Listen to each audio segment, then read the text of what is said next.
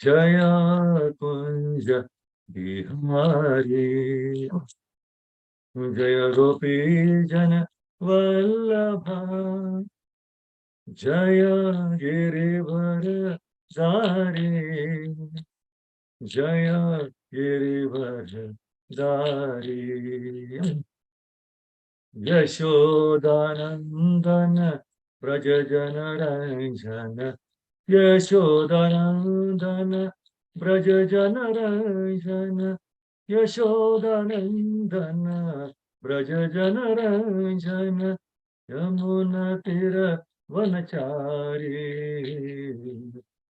Jaya Yamuna Tira Vanachari, Jaya Radha Madhava, Jaya Kunja Bihari, Hare Krishna, Krishna Krishna, Hare Hare, Hare Rama, Rama Rama, Hare Hare. Hare Krishna, Krishna Krishna, Hare Hare, Hare Rama, Rama Rama, Hare Hare, Hare Krishna, Krishna Krishna Krishna, Hare Hare, Hare Rama, Rama Rama Rama, Hare Hare. Jai Harinam Sankirtan ki, Jai Shri Prabhupada ki, Shri Gurudev Tagore Hari Bol. Om Namo Bhagavate Vasudevaya. Om Namo Bhagavate Vasudevaya. Om Namo Bhagavate Vasudevaya. Narayanam Namaskritya Naram Chaiva Narottamam Devim Saraswati Vyasam Tato Jayam Udirayet. Before reciting the Srimad Bhagavatam, which is our means of conquest, one should offer respectful obeisances unto the personality of God Narayana, unto Naranarayana Rishi, the supermost human being, unto Mother Saraswati, the goddess of learning, and unto Srila Vyasadeva, the author. Nashta Prayesha Vadreshu Nityam Bhagavata Sevaya Bhagavati Uttama Shloke Bhaktir Bhavati Naishtiki. By regular attendance in classes on the Bhagavatam and by rendering of service to the pure devotee, all that is troublesome to the heart is almost completely destroyed, and loving service unto the personality of Godhead, who is praised with transcendental songs, is established as an irrevocable fact. So, welcome all of you, Prabhuji's Matajis. Thank you for this opportunity for glorifying the Supreme Personality of Godhead.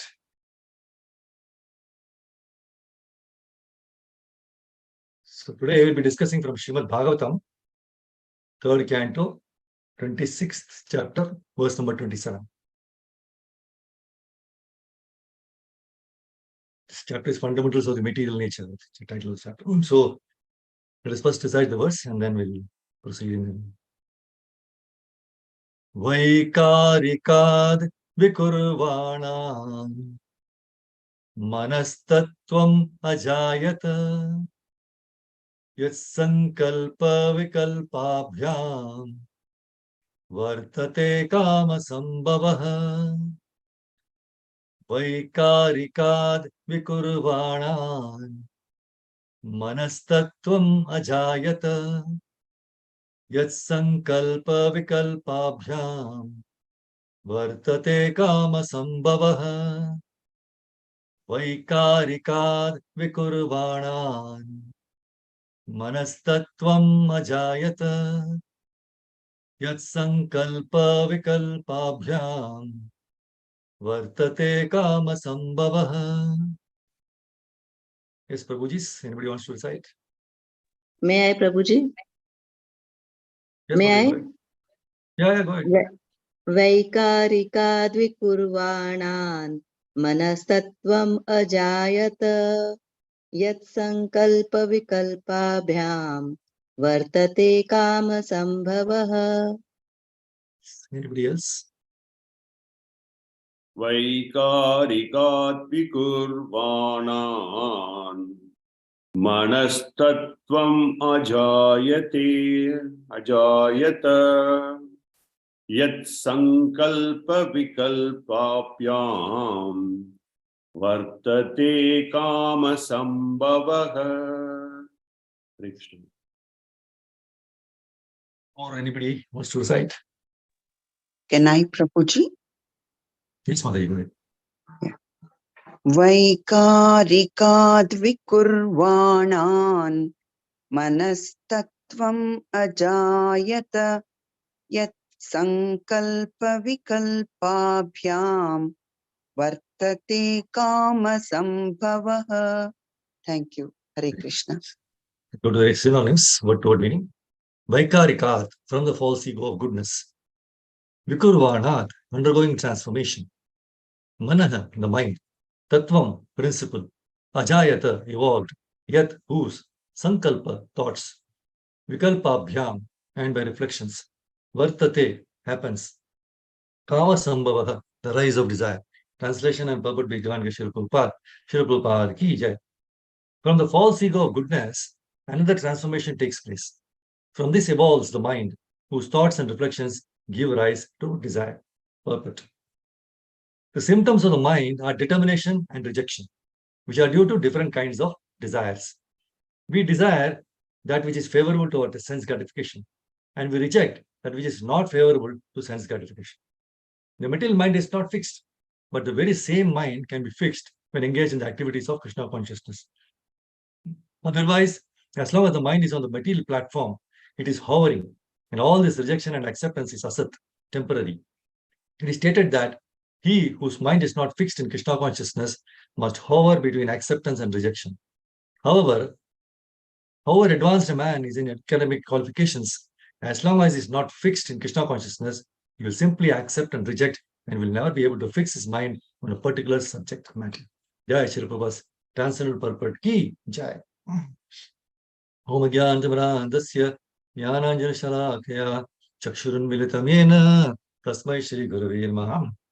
Jai Shri Krishna Chaitanya Prabhu Nityananda Sri Advaita Gadadhara Srivasadi Gaura Vrinda. Hare Krishna, Krishna Krishna, Hare Hare, Hare Rama, Rama Rama, Hare Hare.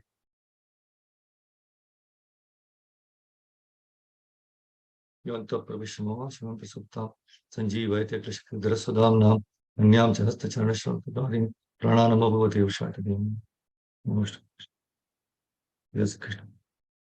So, Hare Krishna, Madais, I welcome all of you and thank you for joining this Bhagavatam session.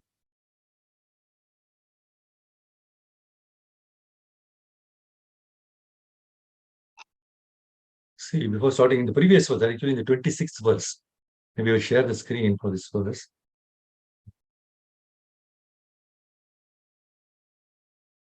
See, the purport of this 26th, this verse, it says, just before this verse, which was taken yesterday.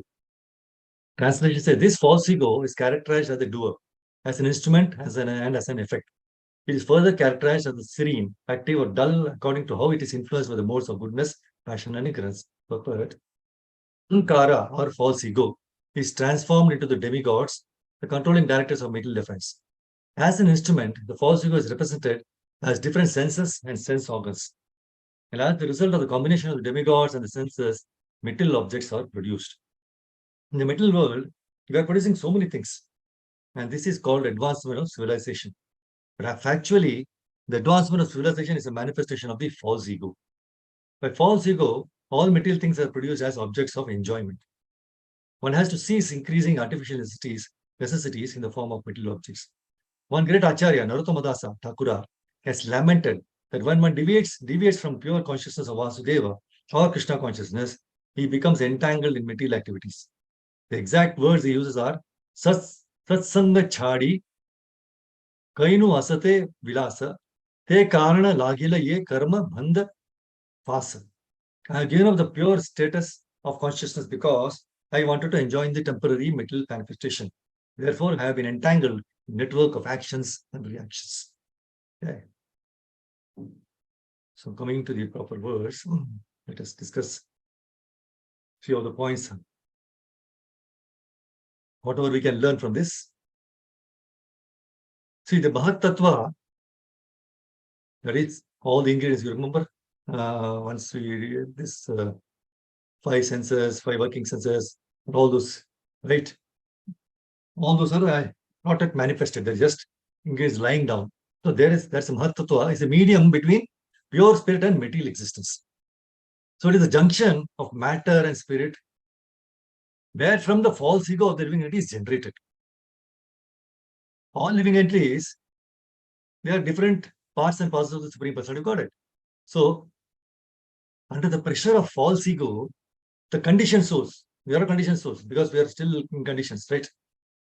Although parts and parcels of Krishna, we claim to be the enjoyers of material nature. So, this false ego is the binding force of material existence. See, the Lord again and again gives a chance to the bewildered conditioned souls to get free from the false ego. And that is why this material creation takes place at certain intervals. And Krishna gives the conditioned souls all the facilities for rectifying the activities of the false ego. But he does not interfere with the small, minute independence as parts and parcels of Krishna. So false ego is this, that I am the doer, I am so and so. True ego is that we are subordinate to Supreme Personality of God, we are servant, eternal servant of Krishna. That is the true ego. See, a pure living entity in his original spiritual existence, he is fully conscious of his constitutional position as an eternal servitor of Krishna. See, all the souls who are situated in such pure consciousness, they are liberated. And so they eternally live in bliss and knowledge in the various Vaikuntha planets in the spiritual sky. When the material creation is manifested, it is not meant for them. The eternally liberated souls are called Nitya Muktas. And they have nothing to do with the material creation. The material creation is meant for rebellious souls, like all of us, who are not prepared to accept the subordination under the Supreme Lord. So this spirit of false lordship is called false ego. And it is manifested in 3 modes of material nature. And it exists in mental speculation only. See, those who are in the mode of goodness, they think that each and every person is God. And therefore they laugh at the pure devotees. Actually, pure devotees who try to engage in the transcendental loving service of the Lord. And those who are puffed up by the mode of passion, they try to lord it over material nature in various ways. See, some of them engage in, like Prabhupada says, altruistic activities, as if they are agents appointed to do good to others by their mental speculative plans. And such men accept the standard ways of mundane altruism. That is, their plans are made only upon the basis of false ego. So this false ego extends to the limit of becoming one with the Lord. You merge into the Lord. Not like that. The last class of egoistic conditioned souls, those in the mode of ignorance, are misguided by identifying the gross body as the self.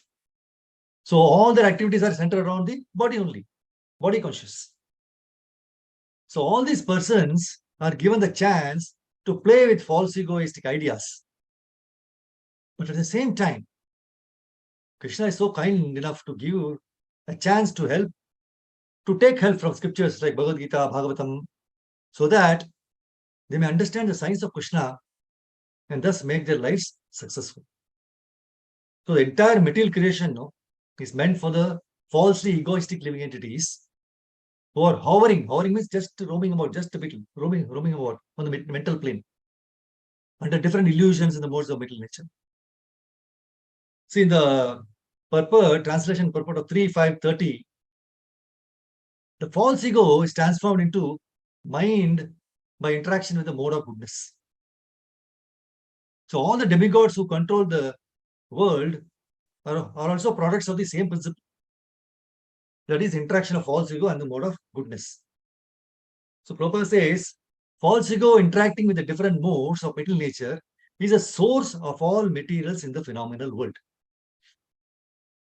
See, from false ego and goodness come the 11 demigods, the deities of the direction, the wind, sun, Varuna, Ashwini deities, Agni, Indra, Upendra, Mitra, Brahma, and Chandra. So the material senses and intelligence, they merge into false ego in the mode of passion, from which they arose. And the mind, along with the demigods, merges into false ego in the mode of goodness. Then the total false ego, along with all its qualities, they merge into the Mahatattva. Sorry. You see, the chief function of the false ego, what is the function of the main function of false ego is godlessness. See, when a person forgets his constitutional position, what is it? As an eternal subordinate part and parcel of Supreme Personality of Godhead, and wants to be happy independently, he functions mainly in two ways. That is, he first attempts to act fruitively for personal gain or sense gratification. And after attempting such fruitive activities for a considerable time, when he is frustrated, he becomes a philosophical speculator. And things serve to be on the same level as God. This is the next stage he comes to. So this false idea of becoming one with the Lord is the last, Prabhupada always says, is the last snare of the illusory energy, which traps the living entity into bondage of forgetfulness under the spell of false ego. So the best means of liberation from the clutches of false ego is to give up the habit of philosophical speculation regarding the absolute truth. One should know definitely that absolute truth is never realized by the philosophical speculation of the imperfect, egoistic person. So the absolute truth or the Supreme Personality of Godhead is realized by hearing about Him in all submission and love. From whom? From a bona fide spiritual authority, who is a representative of the Mahajanas, 12 Mahajanas. So by such an attempt only can one conquer the illusory energy of the Lord. So although most of us it is unsurpassable, right? But it is confirmed in Bhagavad Gita 7.14. It is possible. See, when the three modes of nature, goodness, passion, and ignorance, when they are agitated, the resultant transformation appears as the element false ego in three phases: goodness, passion, and ignorance. The false ego in goodness, false ego in passion, false ego in ignorance. So generated from the Mahatattva, which is itself produced from the unmanifest Pradhana, this false ego becomes the false cause of all material illusion and duality. Prabhupada says in the purport of 11:22:33, by giving up one's false ego of identification of the three modes of nature, one can achieve Krishna consciousness, the pure original state of existence.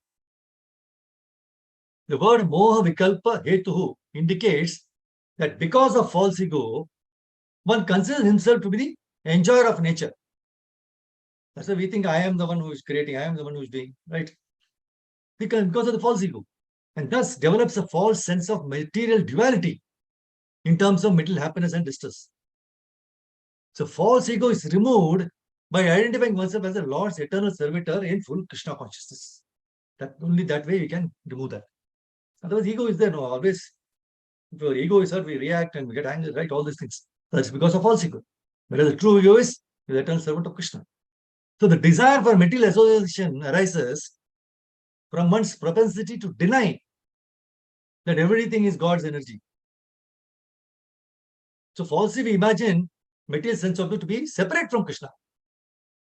And one desires to enjoy on themselves, right? So such desire gives rise to conflict and quarrel in human society.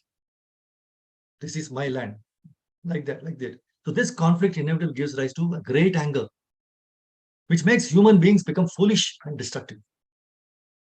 So the actual goal of human life is thereby quickly forgotten. So in Chaitanya Charitamrita, Madhya Leela 13.138 purport, Prabhupada says, only when the mind is free from designation can man desire the association of the Supreme Personality of Godhead. The mind should be free from all the designations. I am this body, I am Indian, I am Hindu, all these things. So the mind must have some occupation. Very important point. Mind must, it cannot be desireless. Because of the active principle, soul is an active principle. It has to have something. So mind must have some occupation. So if a person is to be free of material things, his mind cannot be vacant. There must be some subject matter for thinking, feeling, and willing. So unless one's mind is filled with the thoughts of Krishna, feelings for Krishna, and a desire to serve Krishna, the mind will be filled with material activities. Unless it is not done with Krishna's service, it will be filled with material activities. So those who have given up all material activities and have ceased or stopped thinking of them should always retain the ambition to think of Krishna. Without Krishna, one cannot live. Just as a person cannot live without some enjoyment for his mind. Materially, we want some enjoyment, no? Okay, we cannot live like without that, right? Similarly, without Krishna, one cannot live. That should come to that position. See, the mind is always disturbed. It is going sometimes this way and sometimes that way, here and there. So by yoga practice, we have to literally drag the mind to Krishna consciousness. Drag. So the mind strays from Krishna consciousness to so many external objects because it's not this Janma. From time immemorial, Janma, life after life, that has been our practice. So due to this, there may be great difficulty in the beginning when one tries to fix his mind in Krishna consciousness. But these difficulties can all be overcome. It's possible. It is because the mind is agitated and not fixed on Krishna. Because it's not fixed on Krishna and it is because it is agitated, it goes from one thought to another. For instance, when we are engaged in work, we are doing some work, especially in the office also or anywhere, memories of the events that has happened 10, 20, 30 or 40 years ago may suddenly come to our mind for no apparent reason. And these thoughts come from our subconscious. And because they are always rising, mind is always agitated. And if we agitate a lake or a pond, all the mud from the bottom, it comes to the surface. And similarly, when the mind is agitated, so many thoughts arise from the subconscious that have been stored there over the years. If you do not disturb a pond, the mud will settle to the bottom. So this yoga process is the means to quiet the mind and allow all these thoughts to settle. And for this reason, there are so many rules and regulations to follow in order to keep the mind from becoming agitated. If you follow the rules and regulations, gradually the mind will come under control. See, there are so many do's and so many don'ts. And if one is serious about training the mind, he has to follow them. And if he acts whimsically, so what is the possibility of the mind being controlled? Not possible. So when the mind is finally trained to the point where it will think of nothing but Krishna, it will attain peace and will become very blissful, tranquil. That's why in Bhagavad Gita 6.27, Prashanta manasam hyenam yoginam sukham uttamam upaiti shanta rajasam brahma bhutam akalmasham. The yogi whose mind is fixed on me verily attains the highest perfection of transcendental happiness.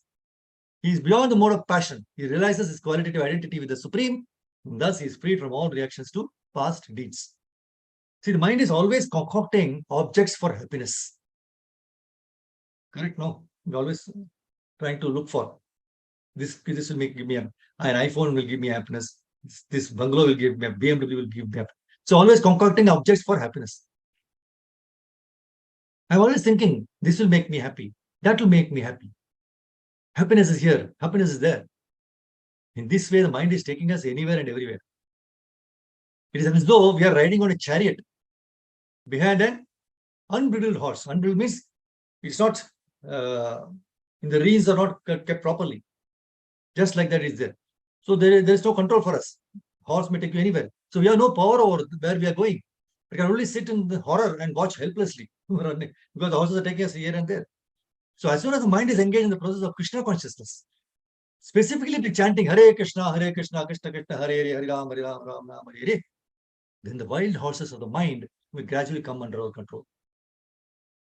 So we must engage in Krishna service every moment of our lives, to keep the restless and turbulent mind from dragging us from one object to another, in a way in search for happiness in the temporary material world.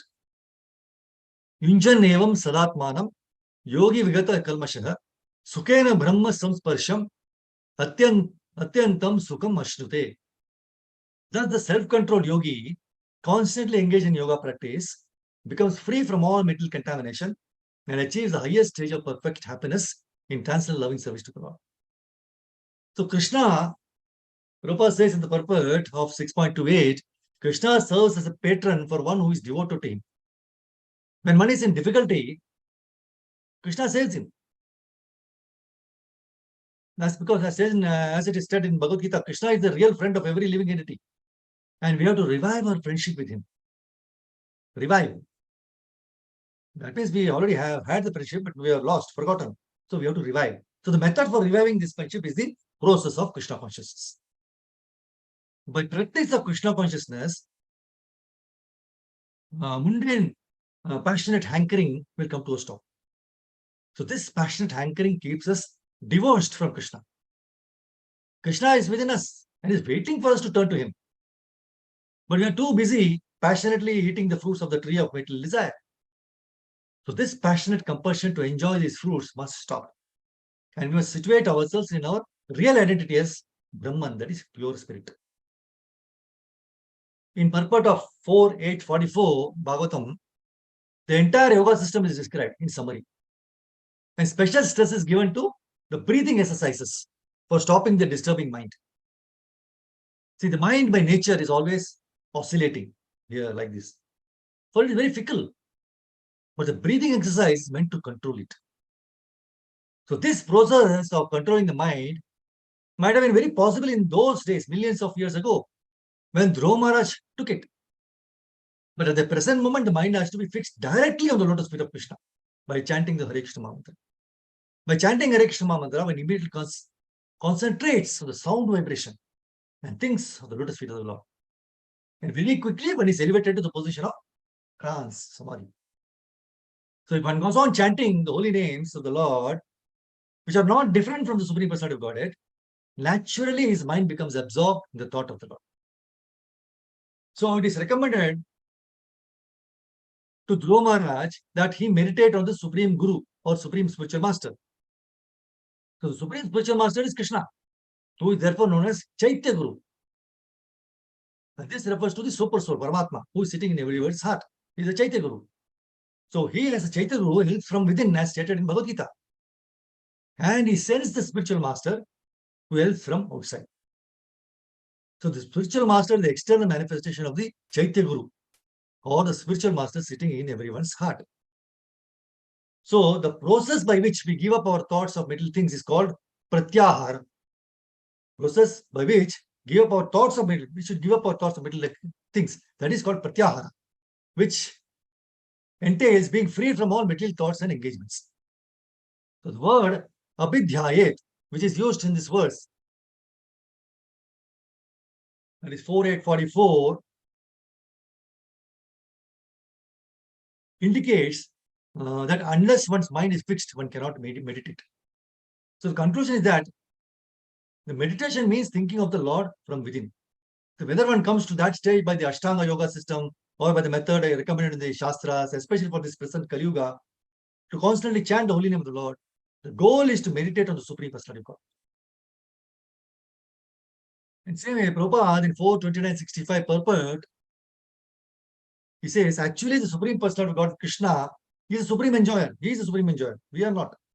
So when a living entity wants to imitate Krishna, he is given a chance to satisfy his false desire to lord it over material nature. It gives him minute independence given, no? So that is the beginning of his downfall. So as long as within this mental atmosphere, we have a subtle vehicle in the form of the mind, which is the stockpile of all kinds of mental desires. Stockpile means how many jnanmas that desires are there. So based on the desire, the body is being created, right? So if you have a desire now, our next body is in the assembly line. So more desires, more assembly line. We don't want that. We should complete and come back, go back to Godhead in this lifetime itself. No more birth, old age, disease, circulation. The conclusion is that the mind is the storehouse of our past desires. And we have this present body due to our past desires. Similarly, whatever we desire in this present body will be expressed in the future body. So the mind is a source of different kinds of bodies. So the mind is purified by Krishna consciousness. One will naturally, in the future, get a body that is spiritual and full of Krishna consciousness. So such a body is our original form. As Chaitanya Mahaprabhu says, confirms, Jivera Swarupa Hai Krishna Nitya Dasa. Every living entity is constitutionally an eternal servant of Krishna. So if a person is engaged in the devotional service of the Lord, he is to be considered a liberated soul even in this life. If you are engaged in the devotional service of the Lord, you should consider a liberated soul even in this life. This is confirmed by Srila Rupa Goswami. In Bhakti Rasamrita Sindhu, he says 112, 187, one who engages in the transcendental service of the Lord in body, mind, and words is to be considered liberated in all conditions of material existence. So one who engages in the transcendental service of the Lord in BMW, body, mind, and words, is to be considered liberated in all conditions of material existence. So the Krishna conscious movement is based on this principle.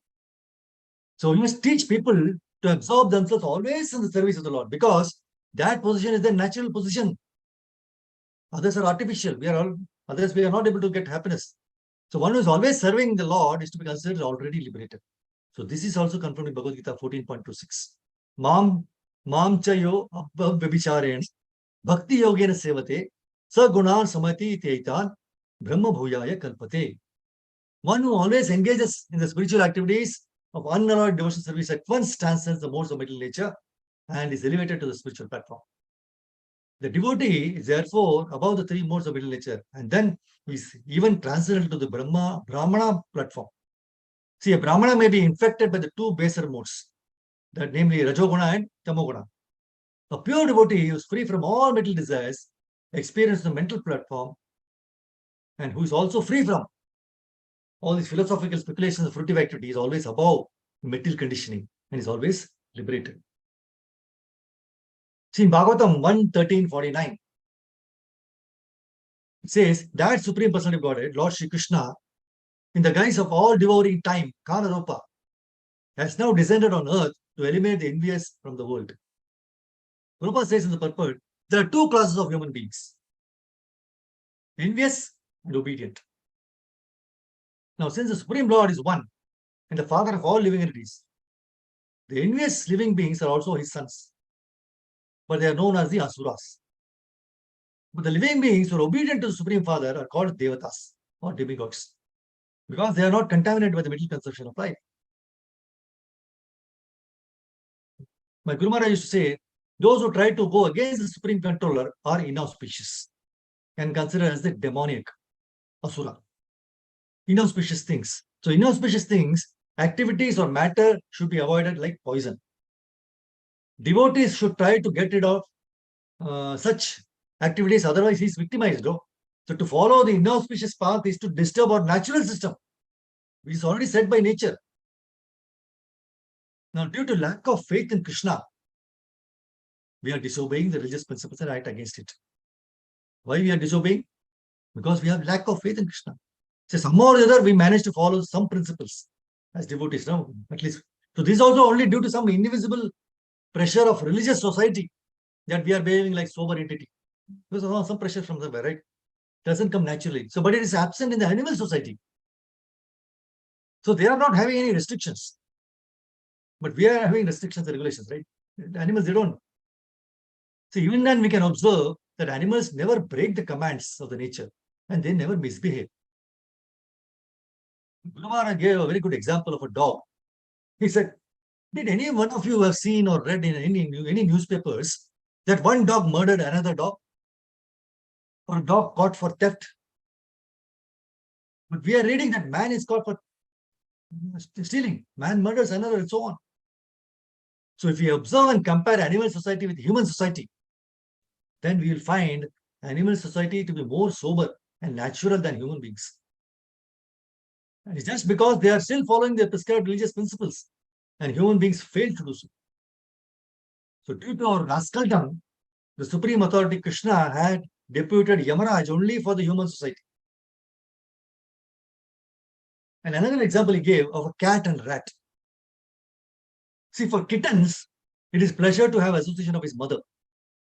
And they're eagerly waiting for their mother to arrive and put them in a safe place with her mouth and feed them something. But if you can observe that for the rat, the same cat mother will be the source of his death. And he tries to avoid his presence from that cat.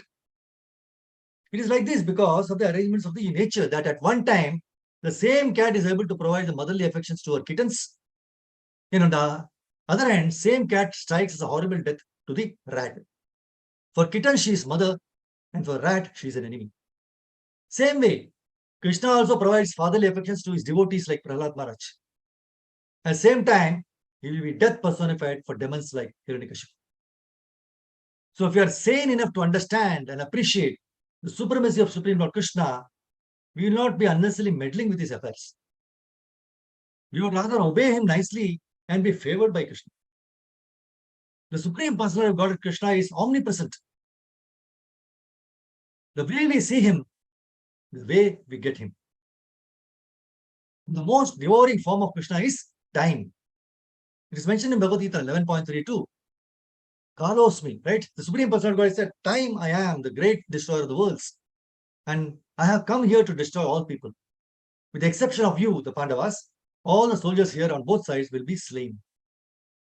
See, whatever form Krishna takes, he is always full with all strength, all beauty, all knowledge, all opulence and complete renunciation. The original relation of human being is to get attracted by the Supreme Attractive Krishna and engage in rendering devotional service to him.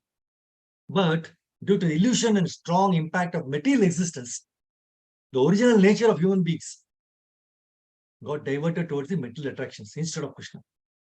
And out of ignorance, we forgot the fact that all our relations starts with Krishna and ends too with Krishna. This we have to understand.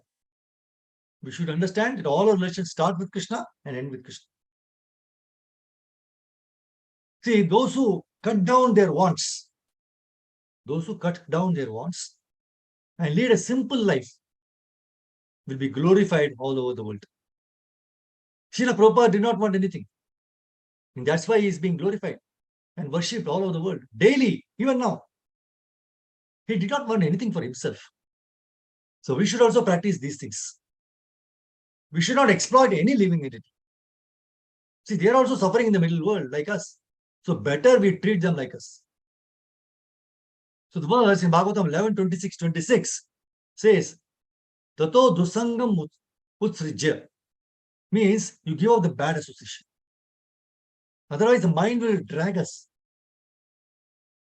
If you associate with drunkards, you will end up in the pubs. If you associate with good people, you will go to good places. So wherever we are, we should try to associate with good people. The working senses are superior to dull matter. So in the Bhagavad Gita, no, Indriyani paramani ahur, indriyabhya param manaha, manasastu para buddhir, yo buddhir paratastu saha. The working senses are superior to dull matter. Mind is higher than the senses. Intelligence is still higher than the mind. And the soul is even higher than the intelligence. Indriyani parani ahur. First he's saying about the senses, Indriyani. We are running after the senses. Indriyabhya param manaha. Of all Indriyas, mind is the best.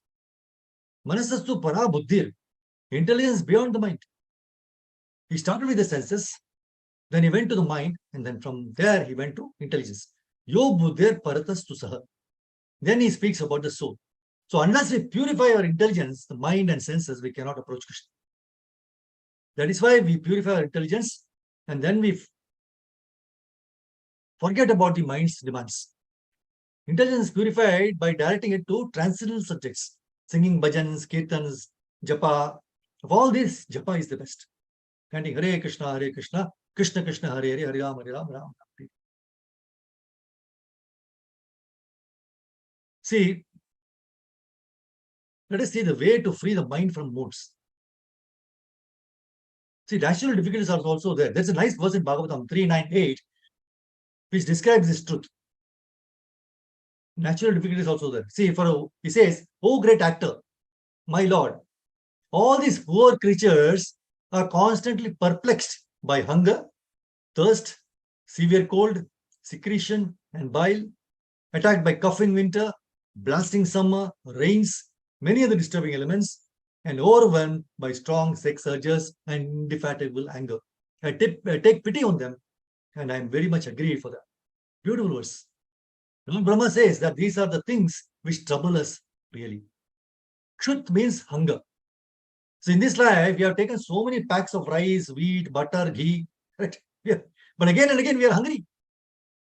Hungry means we must have something to eat. Or else we cannot survive, right? So this is how hunger troubles us again and again. And unnecessary starvation will give us bad body. So this is constant trouble in living species. Dog also suffers from hunger. Cat also the same thing. Snake also same thing. So all living entities must have something to eat. So this is kshut, hunger. Then we have truth. Truth means thirst. How much water we would have drunk so far? How many gallons we have drunk? Even then again and again we are thirsty. Kshut, truth. And after this, tridhatu birima. In Ayurvedic medicine, there are 3 reasons for the disease. And they are known as tridhatu. Kapha, vata, pitta. These are the 3 things. Kapha means mucus is there. Vata, wind is there. And pitta, bile is there. So the beauty with mucus is that we have mucus in the body. We cannot avoid it. But excess of it, it troubles us. And excess is thrown out through our nose, tongue, or heart. So when this machinery does not work properly, then all the diseases get started. Then wind is there. Vata. All aches and pains in our body is because of this. There are 10 different kinds of winds flowing in our body. The air, it's there in Bhagavad Gita. If the winds are disturbed, the direction is changed. Then we experience pain. So as per Ayurvedic Shastra, when these 3 things, Kapha, Vata, and Pitta, are not right in right order, then Muhur Adyamanaha. Again and again we suffer. See, birth may be once, death may be once, old age may be once, but the sickness comes many times in our life because it depends on the condition of the mind. Very important point. Birth may be once, death may be once, old age may be once, but sickness comes many times in one life because it depends on the condition of the mind. Mind never behaves all right. That is the nature of the mind, not to be all right. And in order to make it all right, we have to convince the mind that please, somehow or the other, you have to come to this side of remembering the Supreme Personality of Krishna. So that is why in any kind of religion, you can see like Hindus go to the temples, Christians go to the church, Mohammedans go to the mosque. They pray so many times in a day. We also go to temple and chant continuously. See, everywhere, any so-called religion, there is some peace involved and prayer involved. This is to correct the mind. Mind is mind. Mind is not Christian mind, Muslim mind, or Jew mind. Mind is mind. Mind is always troubled by 3 modes of mental nature. Either it is in goodness, or passion, or ignorance. So there is no tablet which can free us from these modes of mental nature. In Bhagavad Gita, Krishna gives us very valuable instructions in the verses 6.5 and 6 about our mind. He says, one must deliver himself with the help of his mind and not degrade himself. Mind is the friend of the conditioned soul and his enemy as well. For him who has conquered the mind is the best of friends. But for one who has failed to do so, his mind will remain the greatest enemy. So it is very difficult to control our mind. Krishna, even Arjuna says, Krishna, I cannot control the mind. I can control the wind, but not the mind. But Krishna says, Abhyasa, by practice you can do it. So day in and day out, we keep accumulating so many impurities in our mind, right? So how to purify the mind? When one of the devotees asked my Guru Maharaj about this, how to purify the mind, he says, after death, the subtle body, which includes mind, intelligence, and false ego, is also there in the subtle body. So after death, this will be still continuing along with you. So we must purify our mind. So Brahma has shown us the way. Brahma is the creator. He has shown us a nice way how to purify the subtle existence of the mind in the Brahma Samhita 5.59. The process is like this. Pramanes tat sadachare tadabhyase nirantaram bodhayan atmanatmanam bhaktim api uttamam labhet. The highest devotion is attained by slow degrees by the method of constant endeavor for self-realization with the help of scriptural evidence, theistic conduct, and perseverance in practice. He says, Bhaktim api uttamam labhet is our destination. That we have to attain pure love of God, and that is devotional activities. See, we must like the devotional activities. We must love the devotional activities we are doing. Otherwise, we will not follow the activities. Now, this is the aim of our existence. So, how can we attain this? Pramanehi. This is the first instruction. There must be scriptural evidence. Right? There should be some scriptural evidence for us to follow. Therefore, Prabhupada has very lovingly given us the scriptural evidence. If you go through Bhagavad Gita very seriously, or Srimad Bhagavatam, or Chaitanya Charitamrita, any small books of Prabhupada, Ishto, Ishopanishad, Nectar of Instruction, or Nectar of Devotion, any one book you study, and you find out the evidence. Then he says, Sadacharehi. Then you have to put into practice. Pramanehi, scriptural evidence. Then Sadachare, put into practice. Tad abhyas, abhyase nirantara. So once you do this, that is also not enough. Put into practice. Tad abhyase nirantaram, again and again. You have to be habituated yourself to put into practice the instructions. Then the question comes before us that we have to perform the material activities also. So our mind is dragged back from spontaneous devotional service or studies to material responsibilities. Then he has shown us the way that you should organize the material life in such a way that you will always remember the Lord. Keep Krishna in the center. You have to do your responsibilities, right? So it's everybody's question because we are all differently situated in our material situations. So one thing we have to understand that somebody is an engineer, somebody is doctor, somebody is working in a corporate world, whoever we may be, or some housewife. So it doesn't matter. So for everybody, devotional activity is common. That shows that devotional activity doesn't depend upon any condition.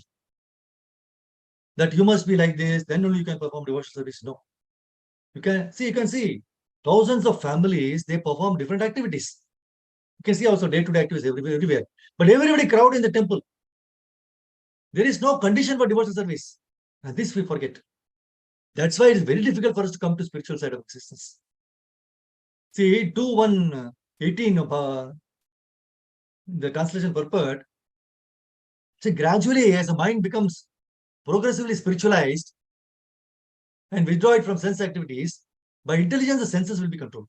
By intelligence, because my intelligence is above the mind. The mind is too absorbed in material activities and can be engaged in service of the personality of Godhead and become fixed in full transcendental consciousness. Rupa says the first process of spiritualizing the mind by mechanically chanting the pranava omkara and by control of the breathing system is technically called the mystic or yogic process of pranayama, or fully controlling the breathing air. The ultimate state of pranayama system is to be fixed in trance, technically called samadhi. But the experience has proven that even the samadhi stage also fails to control the materially absorbed mind. For example, the great mystic Vishwamitra Muni, even in the stage of samadhi, he became a victim of the senses. He was attracted by Menaka. See, the mind, although ceasing to think of sensual activities at present, remembers past sensual activities for subconscious status. Right? From the subconscious, it again remembers. And thus disturbs from 10% engagement in self-realization. Right? So therefore, Shukadeva Goswami recommends the next step of assured policy, namely to fix one's mind in the service of Krishna. Krishna's Supreme Personal God also recommends this direct process in Bhagavad Gita 6.47. So the mind being spiritually cleansed, one should at once engage himself in the transcendental loving service of the Lord by different devotional activities, hearing, chanting, Shravanam, Kirtanam, right? So if we perform under guidance, proper guidance, as a parampara authority, that is the surest path of progress, even for the disturbed mind. Manomai arpitam, which means the mind being fixed on me is very significant. One should fix his mind on the lotus feet of Krishna. So to be fixed steadily in that freedom is the way of liberation. Ambarish Maharaj is an example. He fixed his mind on the lotus feet of the Lord. He spoke only on the pastimes of the Lord. He smelled on the flowers and tulsi offered to the Lord. He walked only to the temple of the Lord. He engaged his hands in cleansing the temple. He engaged his tongue in tasting the foodstuff offered to the Lord. And he engaged his ears in hearing great pastimes of the Lord. So in this way, all his senses were engaged. Savay Manapa Krishna, right? So first of all, the mind should be engaged at the lotus feet of the Lord. How many times you have heard this in this class itself, right? Our mind should be engaged at the lotus feet of the Lord. Very steadily and naturally.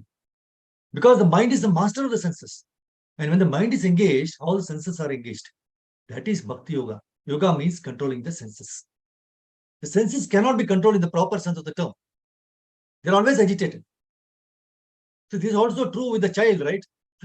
How long can he bring a child to the program? How long can he force him to sit down silently for 45 minutes or 1 hour? Not possible. Even Arjuna, Chanchala He Mana Krishna, mind is always agitated. So the best course is to fix the mind on the lotus feet of the Lord. Manomai arpitam sthiram. If one seriously engages in Krishna consciousness, that is the highest perfectional stage.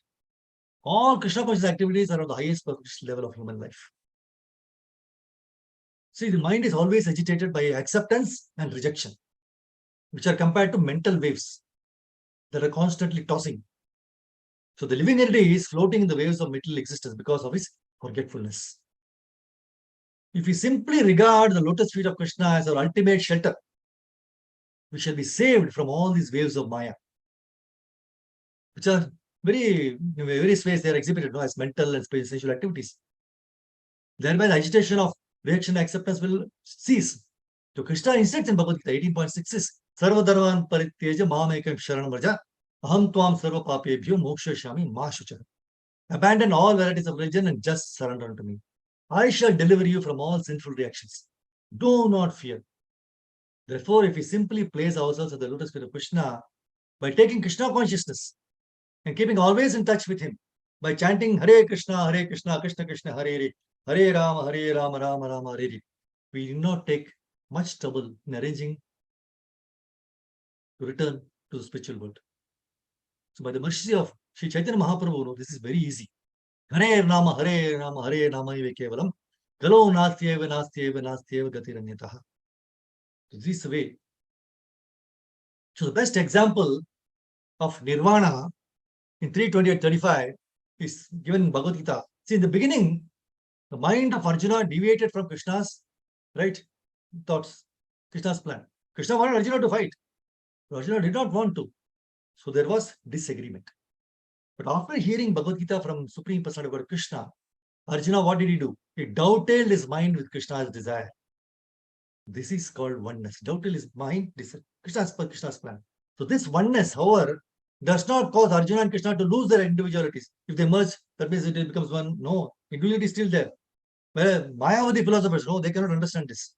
They think that oneness means loss of individuality. Actually, we find in Bhagavad Gita that individuality is not lost. So the mind is completely purified in love of Godhead. The mind becomes the mind of the Supreme Personality of Godhead.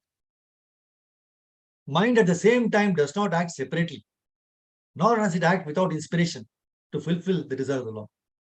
What happens now? The individual liberated soul has no other activity. In the conditioned state, the mind is always engaged in activity impelled by the three modes of material nature, passion, ignorance, and goodness. But in the transcendental stage, material modes cannot disturb the mind of the devotee. So devotee has no other concern than to satisfy the desires of the Lord.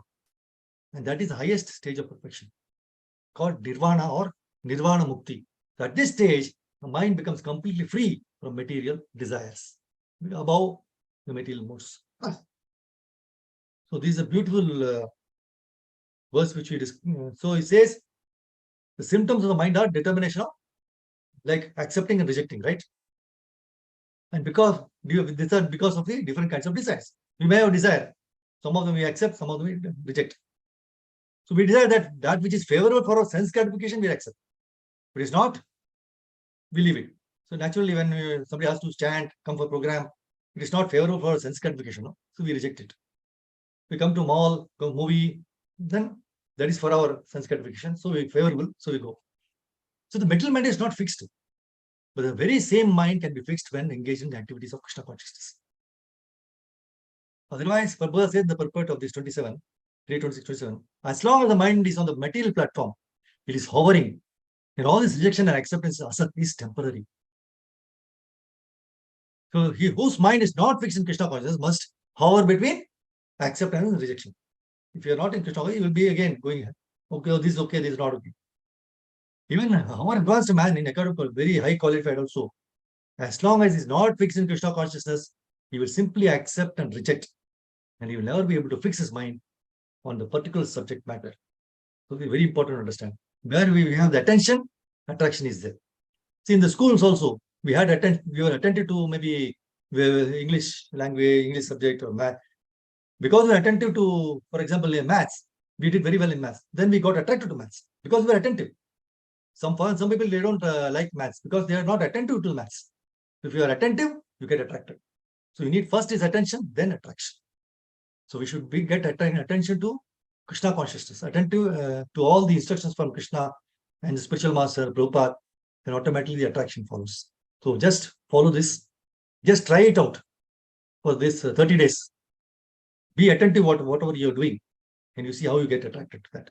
But not to material things, try to transcendental things. Let's stop here. Granthra Srimad Bhagavatam ki jai. Srila Prabhupada ki jai. Nita Gaur Hare Krishna. If you have any questions or anything to share, please go ahead. Hare Krishna.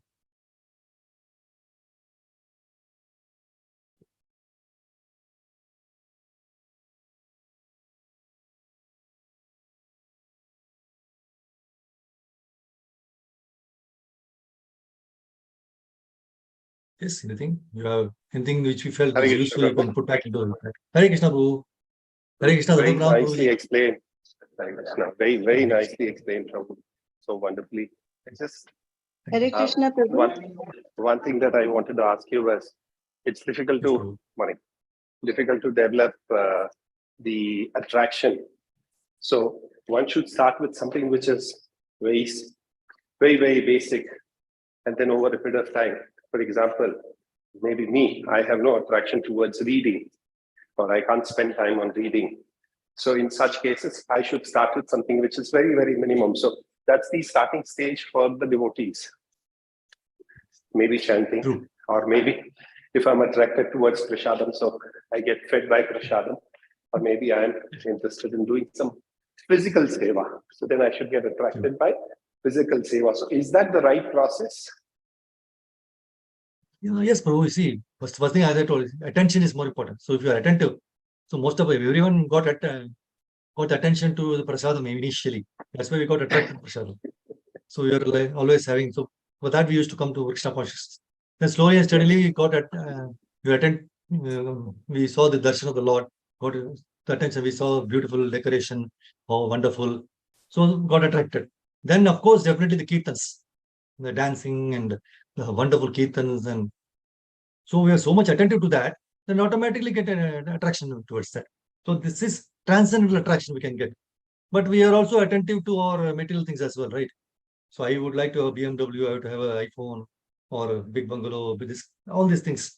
So if you are more attentive to that, the mind will take you to, because mind is actually material. It will always give logical reasoning for you to go to material things. So you have to always force the mind through our intelligence, because intelligence is above the mind. It will force, you have to force it to go through the transcendental process of Krishna consciousness. So to get, especially when you are chanting, I remember, when you're chanting automatically, that is the best example. When you're chanting, your mind always wavers, it goes here and there, helter-skelter, because we're not attentive to the chanting. So only when you're attentive, you get the attraction to chanting also. I presume I was able to, for some help, Prabhu. Hare Krishna. Hare Krishna. Added to that, Hare Krishna. Yes, Balaji. Added to that, no.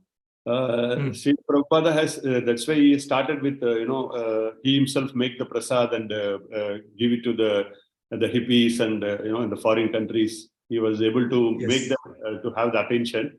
and bring them into the, attract the True. Krishna consciousness. Yeah. True. Absolutely true. Correct. Because he knew what will attract those people. Right. Yes. For any human being. Correct. Very nice, bro. Yes, Uttam bro. Damodar bro. Sorry, bro. I presume I was No, bro. some Very nicely put it across. Thank you, bro. We may not get attracted to certain things, but then it's a package over a period of time. One needs to start paying attention to it. And when attention is given, you'll get attracted to it. So that's very nicely said, Prabhu. Thank you so much. Thank you so much, Guru. Hare Krishna. Thank you. I always remember when I learned this, why my attraction towards maths was not so much, because I was not attentive to that. Because I was attentive to English and so attraction was different. Correct. That's right. Thank you. Hare Krishna. Anybody else? You have anything to share? Any questions? Hare Krishna, intelligence is above mind. How to understand this? Yes. Example. Intelligence is Yeah, above. No, it's already given as per the Bhagavad Gita. Krishna has told himself. See, mind doesn't have anything on its own. Mind always sees the object of everything is taken to the mind, and mind sees you do this, you do that.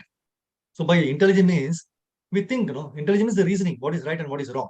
Through intelligence, we can do that. So if you see something, Sixth sense. this is not good. Yeah, something like that. But intelligence, we have intelligence. That's why we are in Krishna consciousness. People who are in Krishna consciousness, they are very intelligent. No, you can think about it. Those are not, they are not intelligent. Yes, Balaji Prabhu, it's okay. So maybe the mind is like, it's in the material world, and intelligence is spiritual. No. Provided if it is used. Actually, they are all subtle. Mind, the intelligence, false ego, they are subtle actually. So even after death, this also accompanies you. So if your mind is having so many desires or material things, then again the next body will be material. It will be in the material world. So that's why you have to purify your mind through intelligence. That's why intelligence, to get up at Mangalarti, you have to force your mind. Mind will say, don't, you're so tired after Rathayatra and all. So take rest. Tomorrow noon, Mangalarti, don't worry. You can skip. Mind will be telling you like that. But through intelligence, no, I have to go for Mangalarti. Because if you have the attention for going to Mangalarti every day, then automatically you'll get attracted. So the mind we cannot disturb you. So the mind is all the more powerful. So when we are talking about this mind, the subtle senses also goes after death. So if there is desireless, no desire at all, that means the mind, intelligence and ego won't be there. It won't go. It will be nullified here itself. Yeah, that's right. That means it is automatically you're back to Goloka Vrindavan. So if you still have some desire, something, then you will be becoming the 84 lakh species. If you have desire, next body is already in the assembly line, as I told you, right? Again, come back. So you have to purify. Purification is more important. Without purification, you cannot enter the Goloka Vrindavan. You cannot enter the Vaikuntha planets. Just like without visa, you cannot go to US, right? So you have to have some process you have to follow before going to US or UK, whatever it is. Similarly, the visa required for Goloka Vrindavan is chanting of Hare Krishna Mantra, associated with all the process which Prabhupada has given. So this is intelligence. And false ego is another problem which comes in between this. Our using our intelligence properly. False ego is ego, no? Get angry, flare up, and also we don't think that we are servant of Krishna. We think we are the masters. This is another issue. That's what we learned today. So pure ego is we have the sense that we are a servant of Krishna. That is pure ego. That is the original position. We are eternal servant of Krishna. That is the true ego. False ego is we are not servant. We are the masters. I am doing everything. That is the false ego. Thank you, Prabhu, Balaji Prabhu. Thank you, Uttam Prabhu. Damodar Prabhu, Hare Krishna. Wonderful, Prabhu. Thank you so much. Very nicely illustrated. Very nicely given examples also. Thank you very much. Hare Krishna. Thank you, Prabhu. Thank you for joining. Thank you for giving your association. Hare Krishna. Jai. Hare Krishna. Thank you, Balaji. Thank you, Mataji. Nanda Govinda Prabhu, Swayam Prabhu, Mataji, Vijay Gopal Madas. Thank you. Hare Krishna. We'll stop here. If you don't know anything, Hare Krishna. Take care, be safe. Hare Bol.